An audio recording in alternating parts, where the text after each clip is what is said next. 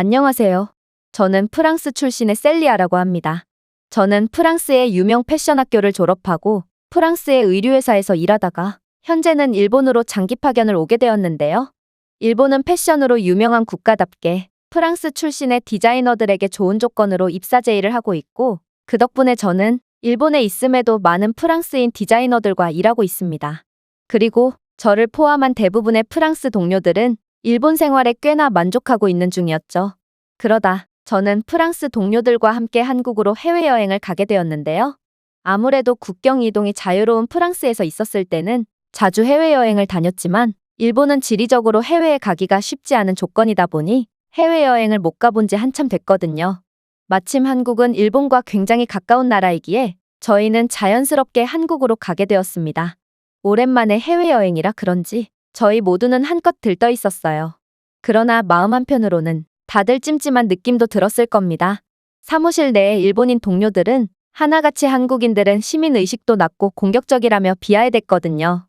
또한 한국은 가난한 나라기에 인프라가 형편없다는 소리까지 하더군요. 정말 이상했어요. 일본인들은 틈만 나면 자신들이 감상한 한국 드라마에 대해 토론하기 바빴고, 매 회식 때마다 한글 간판이 달려있는 한식당을 방문하면서 왜 한국을 자신들의 밑이라고 생각하는지 의문이 들었거든요. 어쨌든 일본인 동료들의 한국에 대한 평가는 제게 긴장감을 주기에 충분했고, 그렇게 방문한 한국에서 저희는 곧바로 놀랄만한 장면을 목격하고 말았죠. 왜냐하면 한국은 공항에서부터 난생 처음 보는 기계들이 가동되고 있었거든요. 이게 도대체 뭔가 싶어 자세히 들여다봤더니 영어로 조그맣게 공기청정기라고 적혀 있더라고요. 심지어 공기청정기는 한 대가 아니라 일정 구역마다 설치되어 있어서 수십 대나 가동되고 있었습니다. 사실 프랑스에서는 부잣집에서조차 공기청정기를 구비해 놓지 못하고 있고, 꽃가루가 그렇게나 날려대는 일본에서도 공기청정기는 단 한 번도 본 적이 없습니다. 한국에서는 기계가 해주고 있는 일을 일본에서는 청소부가 대신하고 있을 뿐이죠. 그러나 한국은 어떻게 이런 공공장소에 공기청정기를 수십 대나 설치해 놓을 수 있는 건지, 또 이러한 값비싼 기계를 아무도 훔치지 않고 수십 대가 그대로 유지되고 있다는 점도 굉장히 놀라웠습니다. 프랑스에서는 공공장소에 도난방지 자물쇠 없이 값비싼 물건을 방치해두는 행위는 그저 급전이 필요한 이에게 기부를 하는 것과 마찬가지로 여겨지는데요. 따라서 만약 프랑스 공항이었다면 공항 벤치에서 수년간 장기 노숙을 하는 노숙인들과 공항에서 공기청정기 무료 나눔 행사를 한다는 소식을 들은 사람들이 순식간에 공기청정기를 훔쳐갔을 것이 분명합니다. 그러나 한국 공항은 이와는 전혀 다른 모습을 보여줬고, 저희는 한국은 가난하고 시민의식과 인프라도 형편없다는 일본인들의 주장에 의구심이 들 수밖에 없었죠. 어쨌든 저희는 한국을 둘러보기 위해 이동했고 곧 서울역에 도착했는데요. 서울역에서 지하철로 환승하고 다시 여행을 이어나가려는데 함께 한국에 온 동료 조이가 서울역의 내부와 바깥 구경 좀 하고 가자고 하는 거 아니겠어요? 그녀는 한국에 오기 전 일본인들이 취재한 유튜브 영상을 보게 되었다고 했는데요.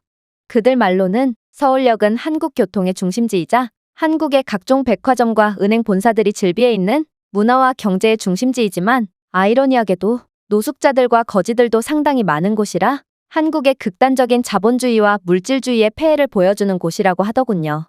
예술가인 저희는 한국의 이런 모순된 장소에서 깊은 영감을 얻을 수 있을 것 같았고, 그렇게 조이의 말을 따라 서울역을 한번 구경해 보기로 했습니다.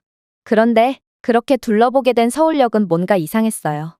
분명 서울역은 엄청나게 거대한 기차역이었음에도 불구하고 사기를 치려는 사람들이나 물건을 강매하려는 사람들, 심지어 소매치기조차 단 한 명도 볼 수 없었거든요. 프랑스에서는 유동인구가 많은 이러한 거대한 역이나 관광지에서는 반드시 온갖 범죄가 들끓곤 하는데요. 행운을 빌어주는 팔찌라며 조악한 품질의 팔찌를 강제로 채우곤 10,000원 이상을 뜯어내는 경우나, 자신이 이 역의 역무원이라며 역의 입장료를 지불해야 한다는 말도 안 되는 명목으로 돈을 뜯어내는 경우 등 온갖 사기로 관광객을 괴롭히곤 하죠. 그러나 프랑스 경찰은 이러한 장면을 보고도 그저 눈 감아주곤 합니다. 왜냐하면 프랑스 정부는 이러한 범죄자들을 단속한다면 갈 곳이 없는 이들이 더 큰 범죄를 저지를 거라는 황당한 근거를 들며 관광객들을 희생하겠다는 입장을 고수하고 있거든요. 하지만 한국은 그 흔하다는 호객행위조차 없었고 사람들은 소매치기를 전혀 걱정하고 있지도 않았습니다. 한국인들은 뒷주머니에 스마트폰을 꽂아둔다거나 다른 사람들이 직접 볼 수 있게끔 지갑을 들고 다니는 행위조차 서슴지 않았거든요. 한국은 그야말로 수준이 다른 나라였던 것입니다. 하지만 더 놀라웠던 점은 따로 있었어요. 일본인들의 주장대로 서울역 지하통로에는 정말로 노숙자들이 거주하는 곳이 존재했는데요. 그런데 놀랍게도 이곳은 한국이 정부 차원에서 직접 관리하고 있더라고요. 화장실도 무료였고 수도와 전기도 공급되고 있었거든요. 그리고 바닥은 따뜻한 열기로 가득해서 많은 노숙인들이 바닥에서 쉬고 있더군요. 심지어 밖으로 나가보니 노숙자촌 주위로 한국인 자원봉사자들이 무료 급식 지원까지 해주고 있었는데요. 놀랍게도 한국인 노숙자들은 하나같이 줄을 서면서 식사를 기다리고 있더라고요. 이건 정말 충격적인 경험이었는데요.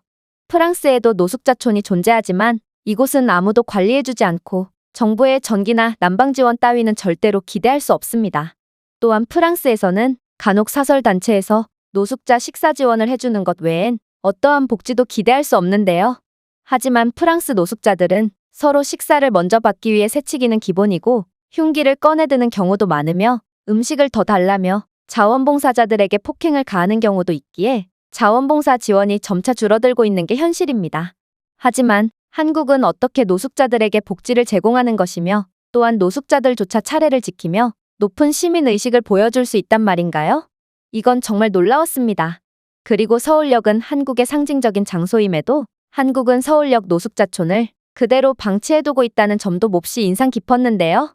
한국의 태도는 마치 우리는 이미 선진국이야. 그런 우리가 왜 남이 나라 눈치를 보며 노숙자들을 숨겨야 하는 거지? 라는 자신감 넘치는 모습이었고 이는 일본과는 정반대의 모습이라 더욱 흥미로웠어요. 일본의 경우 다른 나라들을 너무나도 의식해서 정부 차원에서 노숙자들을 외국인들이 찾지 않는 버려진 도시에 전부 모아두거든요. 그리고 국제대회가 열렸다 하면 주변 길거리의 거지와 노숙인들을 전부 쫓아내버립니다. 이들은 말 그대로 버려진 것이죠. 사실 저는 일본인들이 착하고 시민의식도 좋은 사람들이라고 생각했기에 일본이 정부 차원에서 세금 확보에 도움이 되지 않는 자국민들을 버린다는 사실을 도저히 믿지 못했는데요. 그래서 한 번은 프랑스 동료들과 함께 버려진 노숙자촌에 가보기도 했습니다. 그리고 정말 소름 돋게도 이들은 택시조차 다니지 않는 버려진 도시에서 빠져나올 방법도 없이 비참한 생활을 하고 있더군요. 이런 걸 보면 일본이야말로 보여주기식에 미쳐있고 한국은 보여주기는커녕 약자에게 계속해서 기회를 주고 있는 복지강국이라는 생각이 들었어요. 그런데 그때 옆에서 저희를 유심히 보던 어떤 한국인이 저희에게 충격적인 말을 건네기 시작하는 거 아니겠어요? 그는 유창한 영어를 사용하며 한국은 정부 차원에서 노숙자들에게 기회를 준다며 그들을 불쌍하게 생각하지 말라는 말을 했는데요. 그가 가리킨 지하철역 입구에는 정말로 조끼를 입은 할아버지들이 잡지를 판매하고 있더라고요. 알고 보니 그들은 노숙자 출신으로 한국에서는 노숙자들에게 기회를 주기 위해 이런 일자리를 제공하고 있던 거였습니다. 무작정 돈으로 지원해주는 게 아닌 일자리를 제공해서 직접 돈을 벌게 하다니 이건 정말 천재적인 방법이었죠. 어쨌든 그렇게 구경을 이어나간 서울역은 정말 특별했어요. 프랑스의 기차역에는 껌이나 물을 파는 간이상점밖에 없고 그마저도 상습적으로 절도를 해대는 사람들 때문에 돈을 선불로 내면 주인이 물건을 가져다주는 방식을 사용하고 있는데요.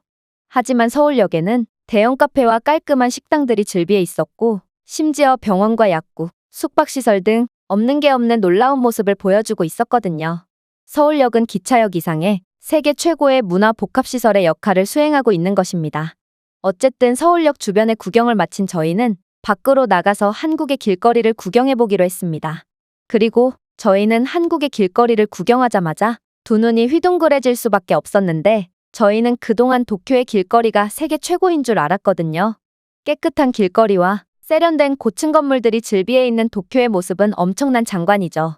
하지만 그러한 도쿄보다 서울의 길거리가 훨씬 더 깨끗하고 세련된 모습을 보여주고 있었는데요. 심지어 서울역 근처는 고층 건물과 새 건물들이 즐비해 있는 모습과 더불어 예전의 오래된 모습을 계속 유지해 놓은 구역도 있어서 과거와 미래가 공존하는 독특한 매력을 보여주기도 했죠. 그런데 그렇게 흥미로운 서울의 길거리를 한참을 걸었을 때쯤 갑자기 엄청난 폭우가 쏟아지는 거 아니겠어요?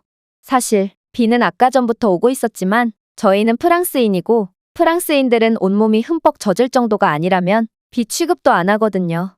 하지만 그러한 저희도 못 버틸 만큼의 엄청난 비가 갑자기 쏟아지기 시작했고 결국 비 때문에 시야 확보도 안 될 지경에 이르자 저희는 일단 가던 길을 멈추고 비를 잠시 피해가기로 했습니다. 그때 조이가 뭔가를 발견한 듯 소리를 지르기 시작하는 거 아니겠어요? 어? 저거 일본에서 봤던 것 같은데?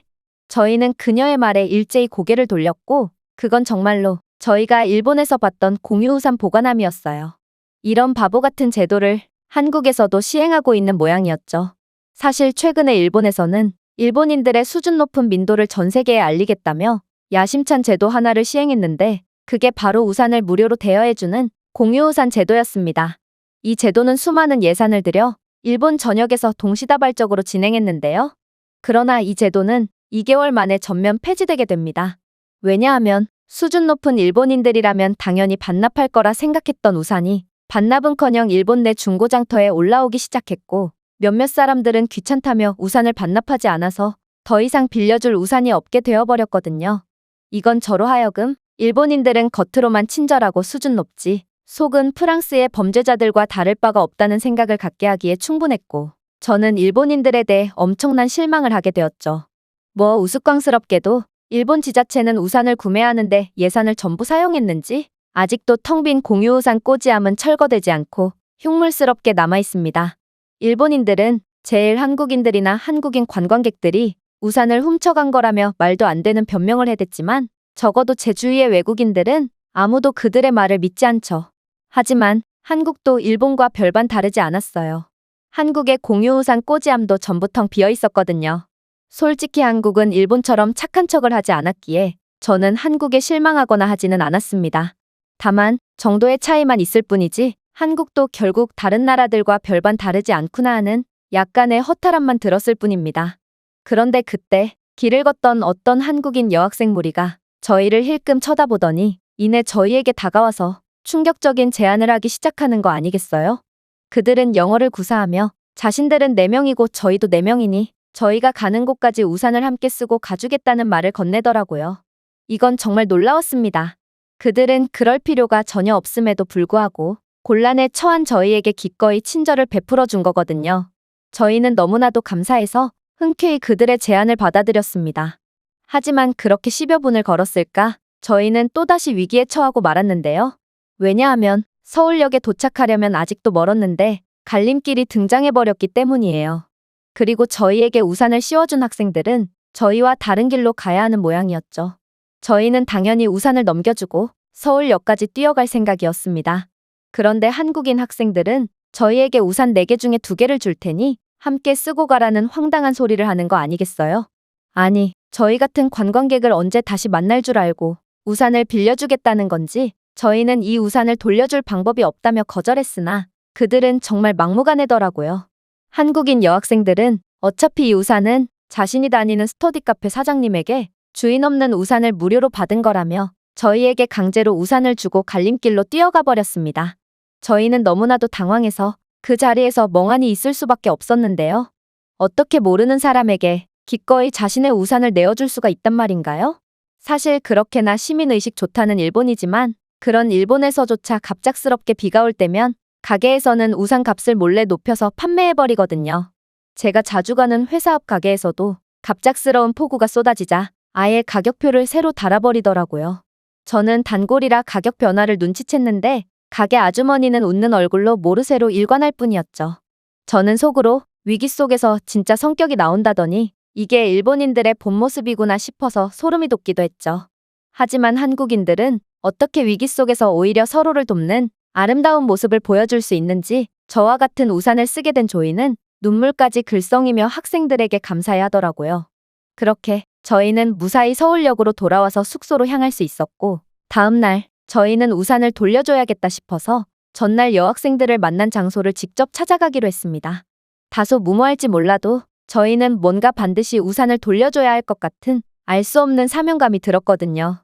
저희는 한국어 번역 앱을 사용해서 직접 적은 감사하다는 내용의 한국어 편지와 함께 우산을 공유우산 꼬지암 옆에 놓아두기로 했습니다.